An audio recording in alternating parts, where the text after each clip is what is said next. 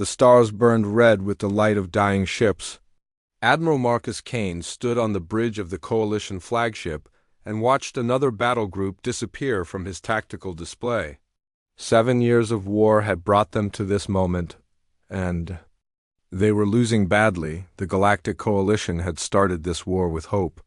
12 different alien species had joined together to fight against the hegemony, a brutal empire that wanted to control every world in the galaxy. The Coalition believed that working together would make them strong enough to win. They were wrong. Marcus looked at the reports coming in from across the galaxy. The crystalline Vorthak had lost half their fleet defending their homeworld. The insectoid Zephyrians were retreating from 3 different star systems. The aquatic deeplings had stopped sending ships to the front lines entirely. Every species in the Coalition was running out of ships, weapons, and Hope. Commander Lisa Parker walked up to Marcus with a datapad in her hands. Her face was grim as she handed him the latest intelligence report. The hegemony had deployed something new, something terrible. They called them fortress ships, massive vessels that could destroy entire planets with a single weapon. 3 worlds are gone, Lisa said quietly. Vorthak Prime New Zephyr and the deepling colony of Aquatica. The fortress ships just appeared in orbit and fired once. Each planet is now nothing but asteroid fields. Marcus felt his stomach turn. Billions of lives had been lost in those attacks. The Coalition had always tried to avoid civilian casualties, but the hegemony showed no such restraint. They killed entire populations just to prove they could. The bridge crew worked quietly around them. Lieutenant Jake Morrison monitored communications from across the galaxy. Most of the messages were requests for help that the Coalition could not answer. They simply did not have enough ships left to defend everyone.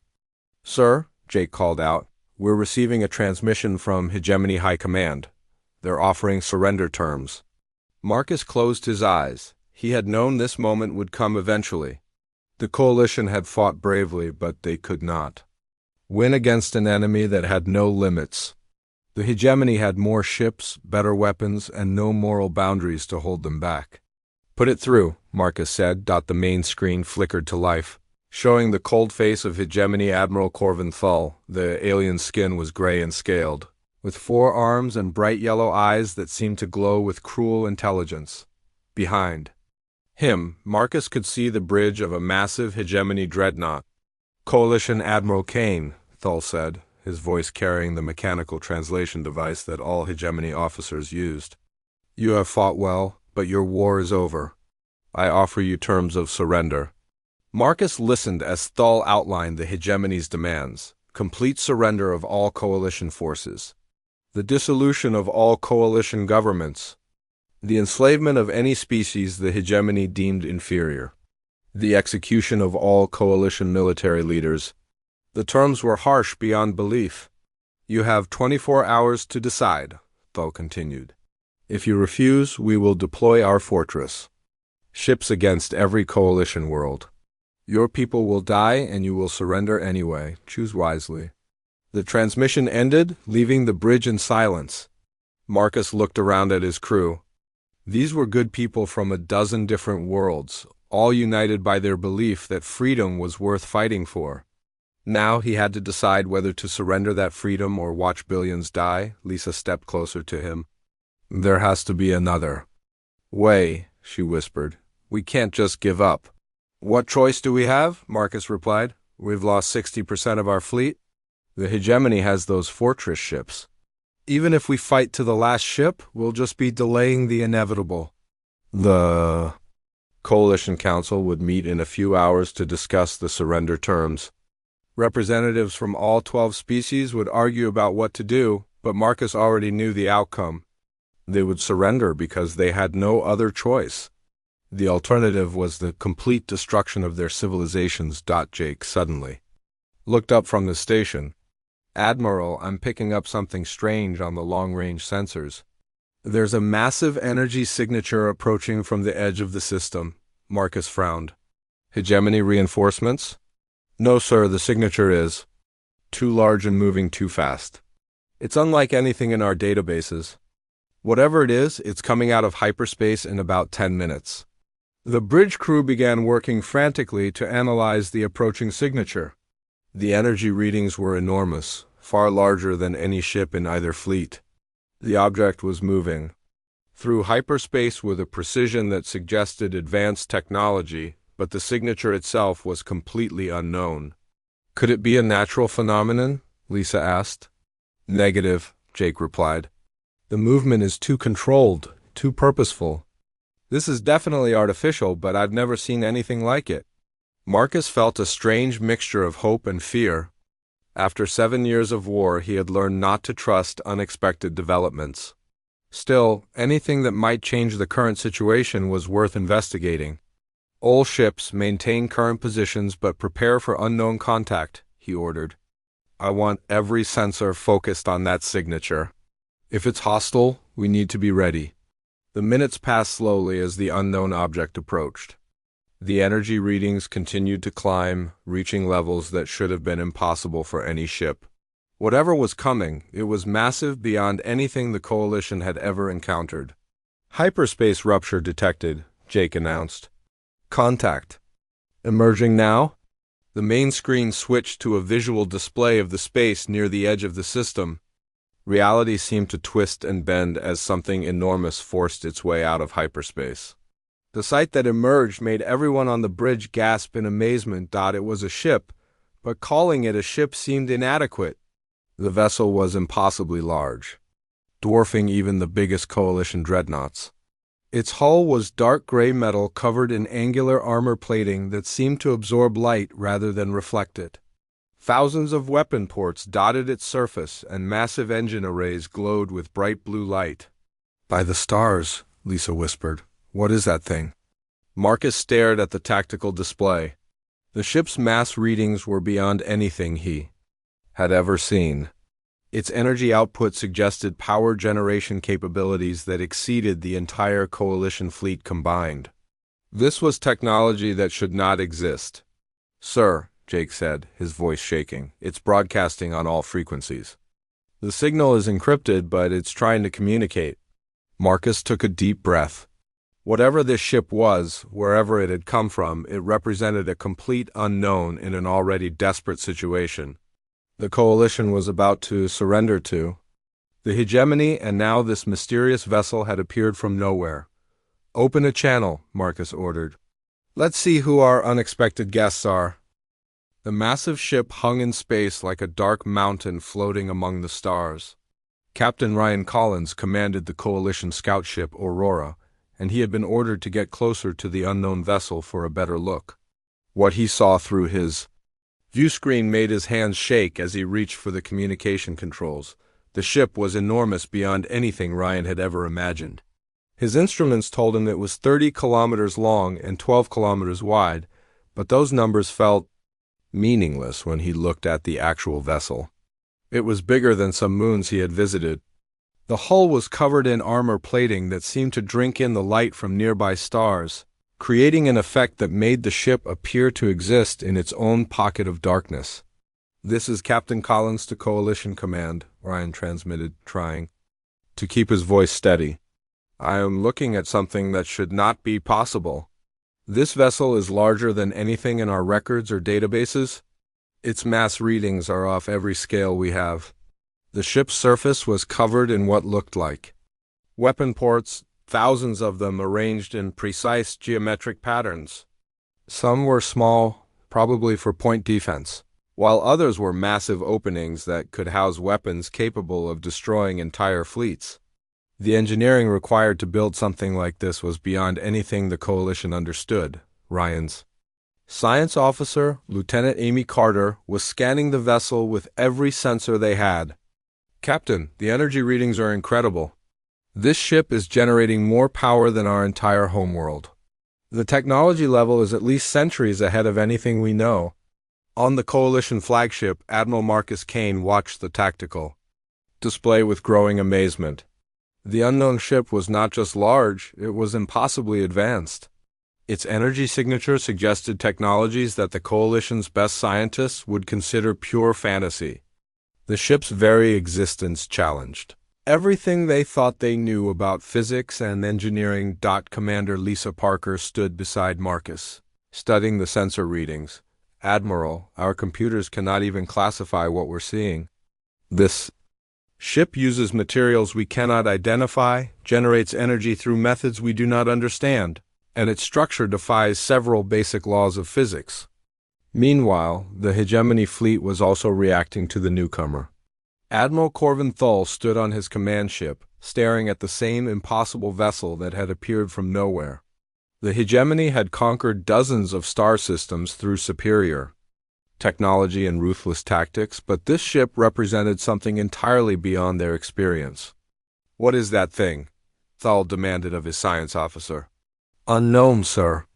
Our senses cannot penetrate its hull, and the energy readings suggest power generation methods that should not exist.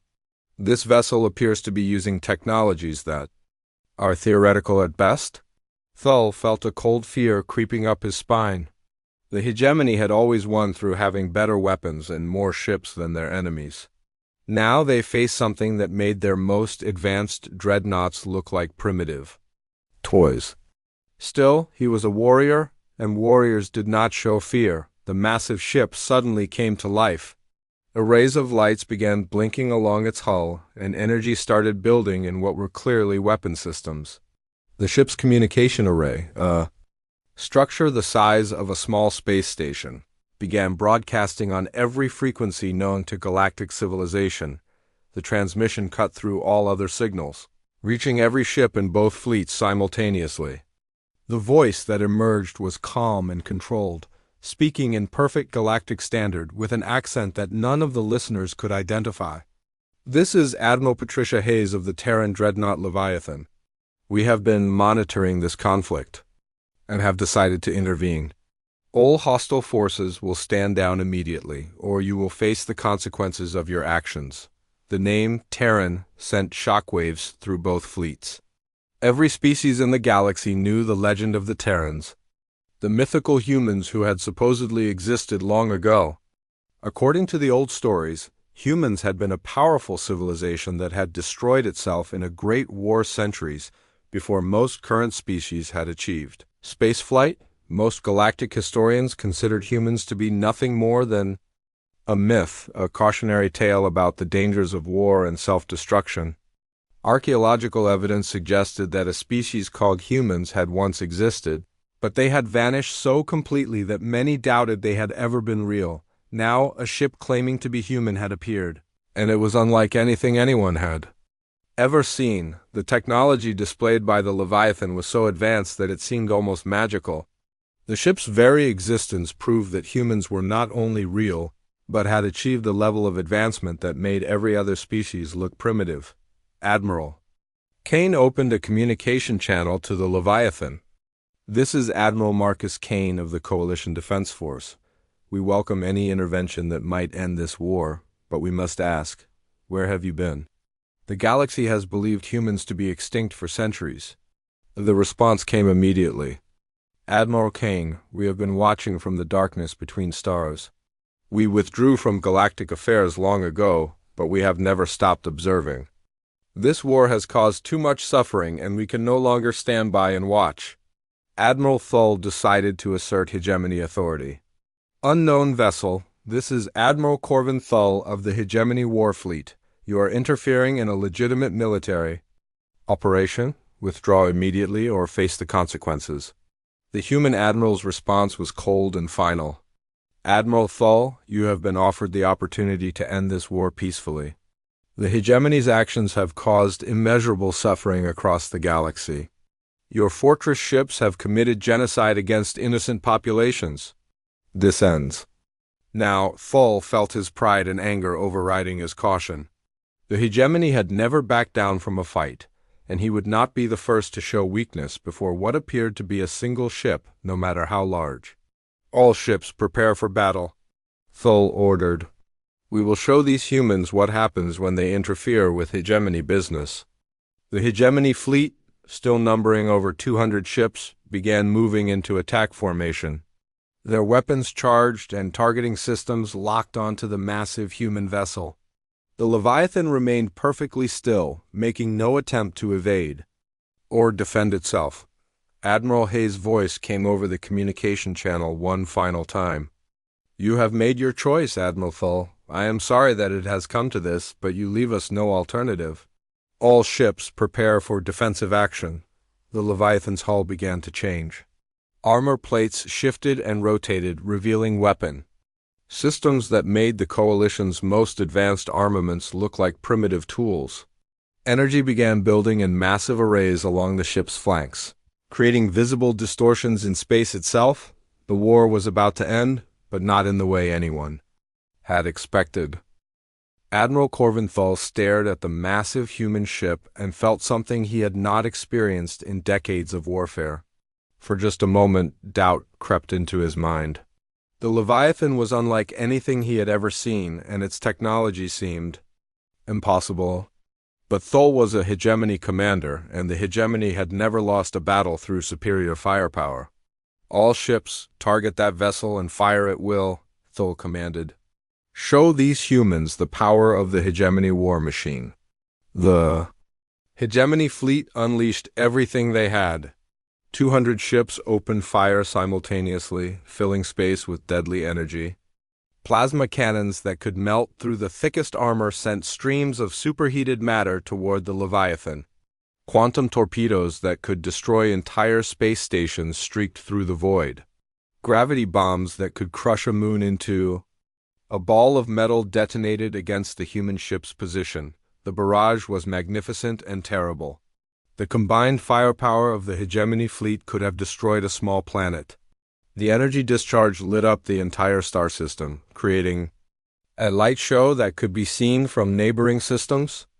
Every sensor in both fleets was overwhelmed by the massive energy release. Captain Ryan Collins watched from his scout ship as the attack reached its target. The explosion was so bright that his viewscreen automatically dimmed to protect his eyes. For several seconds, the Leviathan disappeared completely behind a wall of fire and energy. Ryan held his breath, wondering if anything could survive such an attack. When the light finally faded, the result was impossible to believe. The Leviathan hung in space exactly where it had been before, completely unharmed. Its hull showed no damage, no scorch marks, no sign that it had been attacked at all. The ship had not even moved from its position. "Impossible," whispered Lieutenant Amy Carter. "Nothing could survive that kind of attack." But the Leviathan had done more than survive. As the energy from the hegemony attack dispersed, it became clear that the human ship had not even bothered to raise its shields. The weapons that had been fired at it had simply been absorbed or deflected by the ship's hull, as if they were nothing more than a light rain. Admiral Thull stared at his tactical display in disbelief. His instruments showed that every shot had hit its target, yet the human ship remained perfectly intact. "Fire again," he ordered desperately. "All ships, continuous fire. That ship cannot be invincible." The hegemony fleet fired again, and then again. For 10 minutes, they poured everything they had into the Leviathan. The space around the human ship became a constant storm of energy and explosions. The attack was so intense that several hegemony ships had to fall back to avoid being caught in their own weapon fire. Through it all, the Leviathan remained untouched. The human ship sat in the middle of the firestorm like a mountain in a hurricane, completely unaffected by the violence around it. Finally, Admiral Thull ordered his fleet to cease fire. They had exhausted nearly half their ammunition, and the human ship had not even been scratched. Admiral Patricia Hayes' voice came over the communication channel, and now it was noticeably colder than before. "Admiral Thull, you have made your choice. You have shown us exactly what kind of species the hegemony truly is. Now you will see what happens when you threaten innocent lives." The Leviathan began to change. The armor plates that covered its hull started to shift and rotate, revealing weapon systems that made the Coalition's most advanced armaments look like primitive tools. These were not the bulky, obvious weapons that other species used. The human weapons were sleek and elegant, integrated into the ship's structure so perfectly that they seemed to grow from the hull itself. Energy began building in massive arrays along the ship's flanks. But this was not the crude energy that other species used for weapons. This energy created visible distortions in space itself, bending light and warping the fabric of reality around the Leviathan. The ship's weapons were not just advanced, they were operating on principles that defied everything the galaxy thought it knew about physics. Commander Kevin Brooks stood at the weapons control station on the Leviathan's bridge. He had been waiting for this moment for years, hoping that it would never come, but preparing for it nonetheless. The human fleet had been watching the Galactic War with growing horror, and now they had been forced to act. "Admiral, all weapon systems are online and ready," Brooks reported. "The artificial intelligence oracle has calculated firing solutions for all enemy targets. We can eliminate the entire hegemony fleet without touching a single coalition ship." "Admiral." Hayes looked at the tactical display showing the positions of all ships in the system. The coalition vessels were scattered and damaged, clearly the losing side in this war. The hegemony fleet was large and well organized, but their technology was centuries behind what humanity had achieved. "Confirmed, Admiral," came the voice of Oracle, the Leviathan's artificial intelligence. "I have precise targeting solutions for all 213 hegemony vessels. Each target has been assigned a specific weapon system designed to cause maximum damage while minimizing collateral effects on nearby coalition forces." Hayes felt the weight of what she was about to do. The hegemony had chosen this path when they refused to surrender and when they had used their fortress ships to commit genocide against innocent populations. Still, she took no pleasure in what came next. "All stations, prepare for a firing sequence," Hayes ordered. "This is not about conquest or revenge.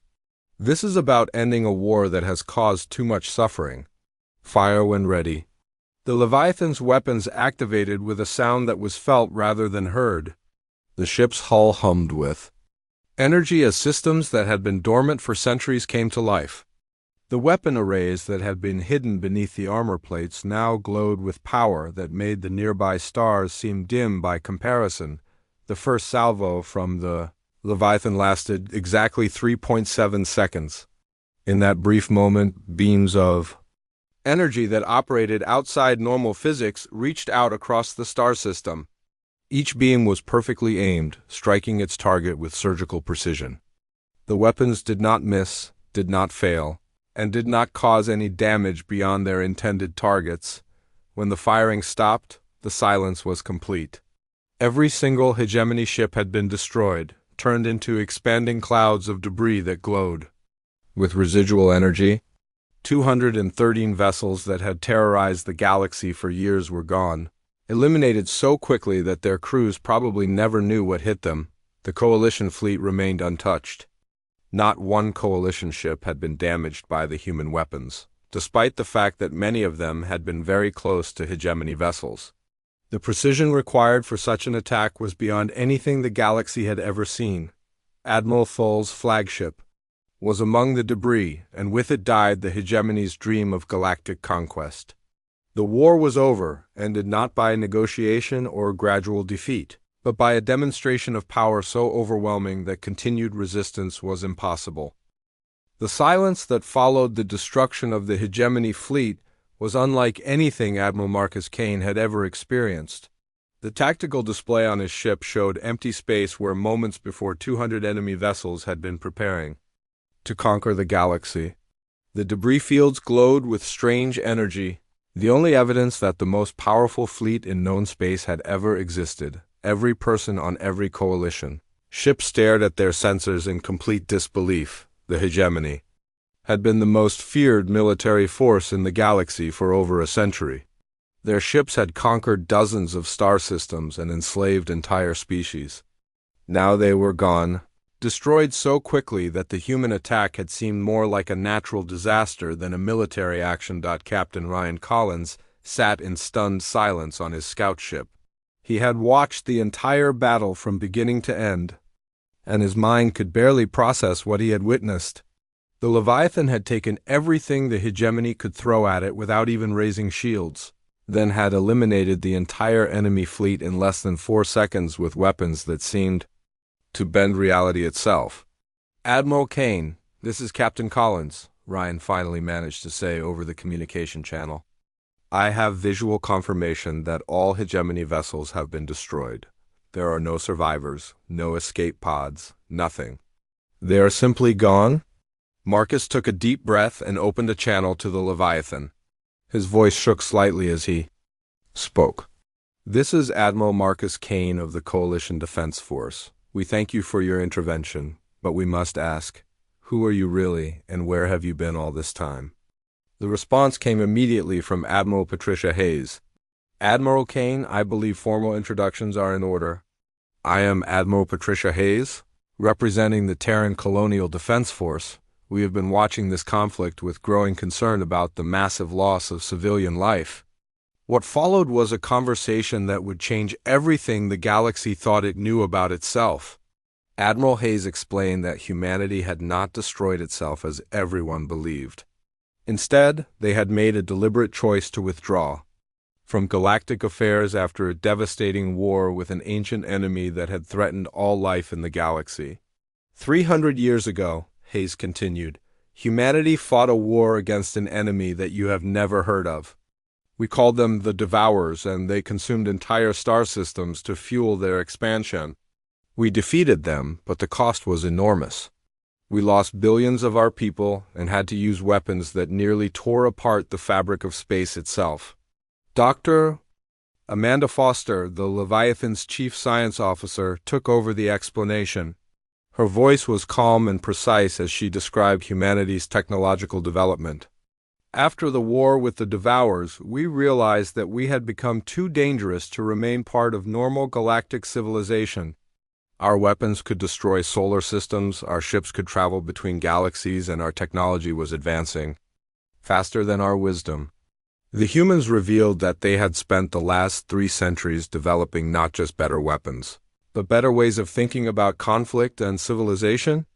They had built a society that valued knowledge over conquest, cooperation over competition, and protection over aggression. We took a different path from the rest of the galaxy, Dr. Foster explained. Where other species focused on improving existing technologies, we pursued completely new ways of understanding the universe. Our ships exist partially outside normal space and time, which is why your weapons cannot harm us. Our manufacturing is entirely automated and can create anything we need from basic matter. Our artificial intelligences help us make decisions that benefit everyone, not just ourselves. Commander Julie Bennett, the Leviathan's diplomatic officer, began to explain humanity's role as silent guardians of the galaxy. We have been quietly observing galactic civilization for centuries, intervening only when absolutely necessary. We have prevented 3 potential extinction events that would have wiped out all life in the galaxy. We stopped 2 galactic plagues that would have killed trillions.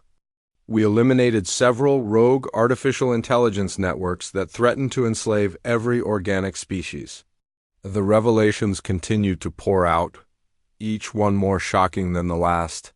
Humanity had been secretly protecting the galaxy for centuries, using technology so advanced that other species could not even detect their presence. They had prevented wars, stopped disasters, and guided the development of younger civilizations, all without revealing themselves. But why reveal yourselves? Now, Marcus asked, why not continue to work in secret? Admiral Hayes' voice became sad and tired. Because this war has gone too far. The hegemony's fortress ships have committed genocide against innocent populations. Billions of civilians have died for no reason other than the hegemony's desire for power. We could not stand by and watch any longer. The humans began to share some of their less dangerous technologies with the coalition. Medical advances that could eliminate diseases that had plagued certain species for thousands of years. Manufacturing techniques that could provide abundance for entire planets. Defensive technologies that could protect worlds from any conceivable attack. Commander Bennett worked with coalition representatives to establish the framework for a new galactic government. The hegemony's brutal empire would be replaced by a democratic federation where all species would have equal representation. The humans would serve as advisors and protectors, but they would not rule. We have learned from our mistakes, Hayes explained. Power without wisdom leads to destruction. We will share our knowledge, but we will not impose our will.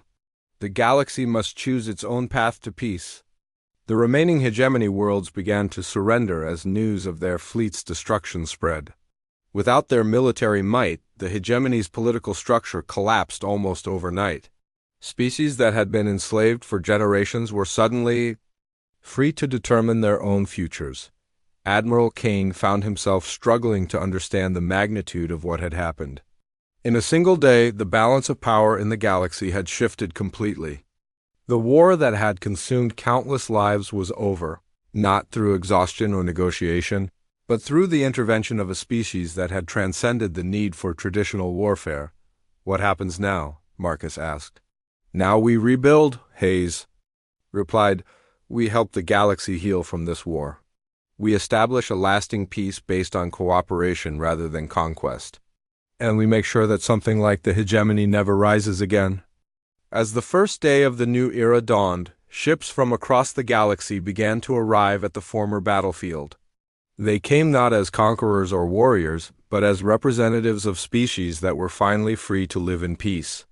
The Leviathan remained as a symbol of humanity's promise to protect that peace for as long as it was needed. The war was over, but the real work of building a better galaxy was just beginning. 6 months had passed since the Leviathan had ended the Galactic War in less than 4 seconds. The galaxy was changing in ways that no one could have imagined. Where once there had been the brutal hegemony empire and the desperate coalition, resistance. Now there was something entirely new, a true galactic federation where every species had a voice. Admiral Marcus Kane stood on the observation deck of the new Federation headquarters, watching ships from dozens of different worlds, arriving and departing in peaceful cooperation. The station itself was a marvel of human engineering, built in just 3 months using construction methods that seemed to violate the basic laws of physics. The materials used in its construction were stronger than anything previously known, yet they had been created from common asteroids. The political transformation had been swift, but not without challenges. The collapse of the hegemony had left a power vacuum that could have led to chaos, but the humans had worked tirelessly to help establish stable governments on former hegemony worlds. Species that had been enslaved for generations suddenly found themselves free to govern themselves for the first time in their history. Captain Stephen Morris commanded the human exploration vessel Pathfinder, which had become the flagship for joint missions between human and alien crews. These missions explored regions of space that had been considered impossible to reach before humanity revealed their space-folding technology. The ability to bend space and time meant that the galaxy was suddenly much smaller and more connected than anyone had thought possible. Captain Morris to Federation Command, Stephen reported from the bridge of his ship. We have successfully established first contact with the ethereal collective in the Andromeda Reach. They are a peaceful species that has been isolated for centuries due to the dangerous nebula surrounding their home system. With our navigation technology, regular contact is now possible. The discovery of new civilizations had become routine as human ships opened up previously inaccessible regions of space. Each new species brought their own knowledge, culture, and perspectives to the growing Federation. The galaxy was becoming more diverse and interconnected than ever before. Dr. Amanda Foster had established the Galactic Medical Research Institute on the human colony world of New Earth.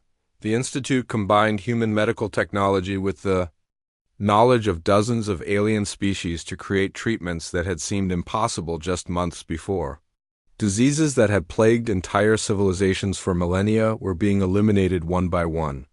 We have successfully cured the Zephyrian genetic plague that has affected their species for over 2,000 years, Dr. Foster announced to the Federation Council.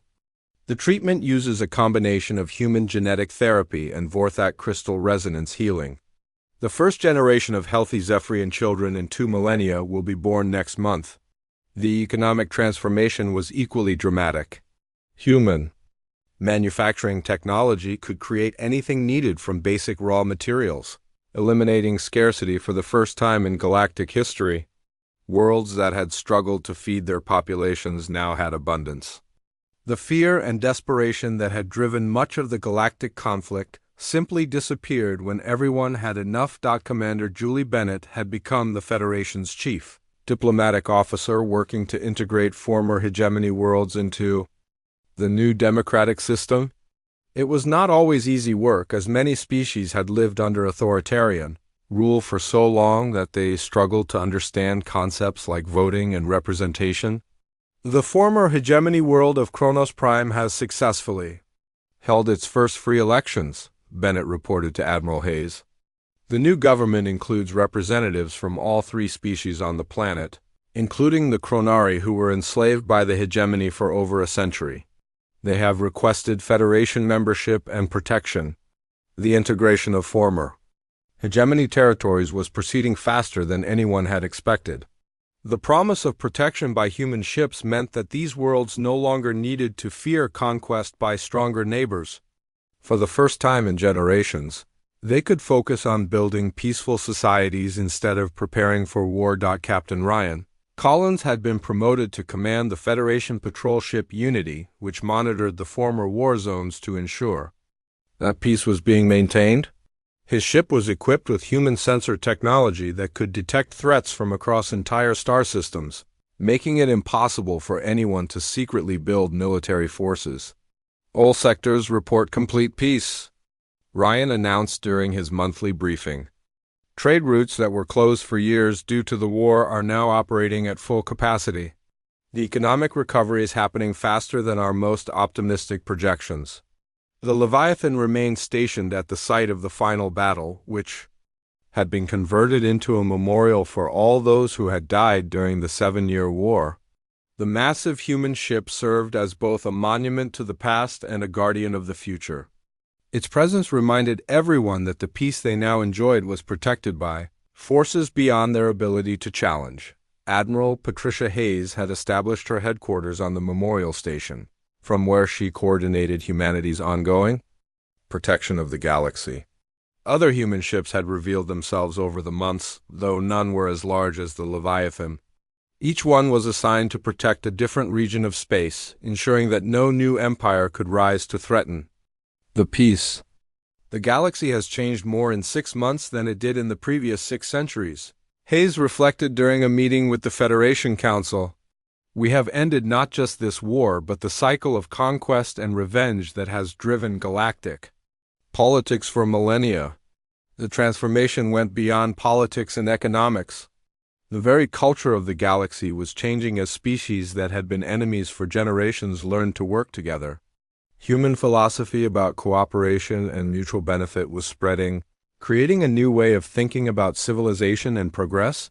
Children born in the new galaxy would grow up in a universe where war between civilizations was unthinkable, where scarcity was unknown, and where the greatest adventures lay not in conquest but in exploration and discovery.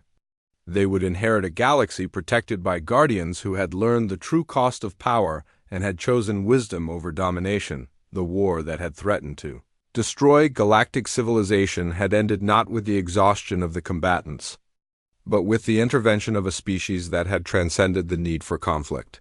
Humanity had returned to the galaxy not as conquerors, but as protectors of a peace that would endure for generations to come. As Admiral Kane looked out at the ships of dozens of species working together in harmony, he realized that the galaxy had not just survived its greatest war, but had emerged from it stronger and more united than ever before.